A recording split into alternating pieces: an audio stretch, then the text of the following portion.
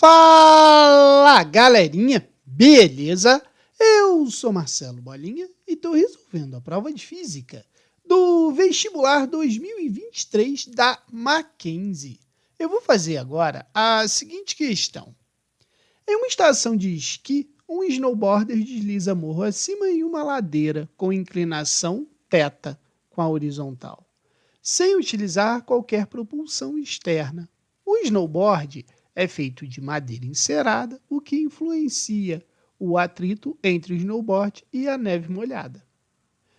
Dado um coeficiente de atrito de 0,1, calcule a desaceleração experimentada pelo snowboarder enquanto ele perde a velocidade e sobe a ladeira sem impulso adicional. Então, para resolver essa questão, a gente tem que lembrar da ideia de plano inclinado. Quando a gente fala em plano inclinado, esse plano é uma superfície que tem uma determinada inclinação com a horizontal e eu tenho um corpo apoiado sobre ele.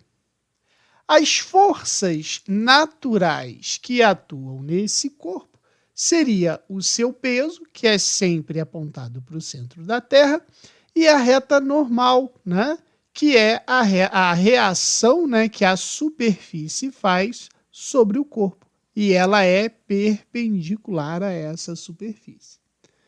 Quando a gente analisa o plano inclinado, normalmente a gente monta um eixo coordenado aonde o eixo X ele sempre vai ser paralelo à superfície aonde o corpo está apoiado e perpendicular a essa superfície a gente tem o eixo Y.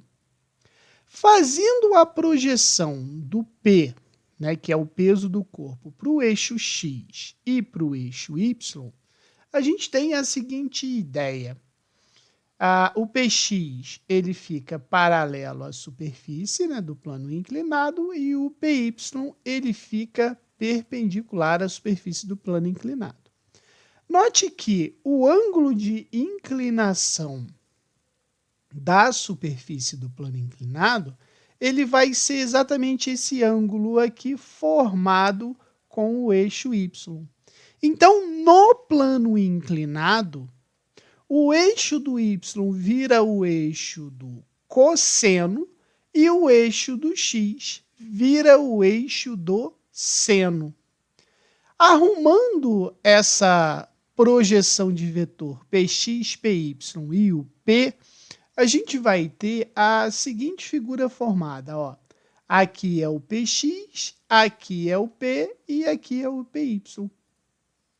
Então, se você notar, formou aqui, que eu coloquei em vermelho, um triângulo retângulo, aonde esse ângulo ele é formado entre o PY e o P, como ele foi formado aqui. Beleza? Aí, a gente pode pensar o seguinte, se o PX é exatamente o eixo paralelo a superfície do plano inclinado e o PY é perpendicular à superfície do plano inclinado, aqui eu posso tirar duas relações trigonométricas, que seria o meu seno do ângulo, que é o cateto oposto sobre a hipotenusa, por isso que fica Px sobre P. Arrumando, eu sei que Px é igual a P seno do ângulo. E o cosseno do ângulo é o cateto adjacente pela hipotenusa, por isso que fica Py sobre P. Arrumando, fica Py é igual a P cosseno do ângulo. Certo?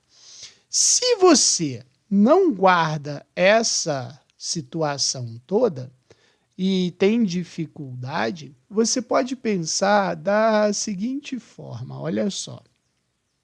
Imagine um plano inclinado, e em cima desse plano inclinado, eu tenho um determinado corpo.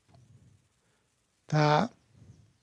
Se a gente for pensar em termos de força, a gente sabe que a tendência do corpo é descer, não é?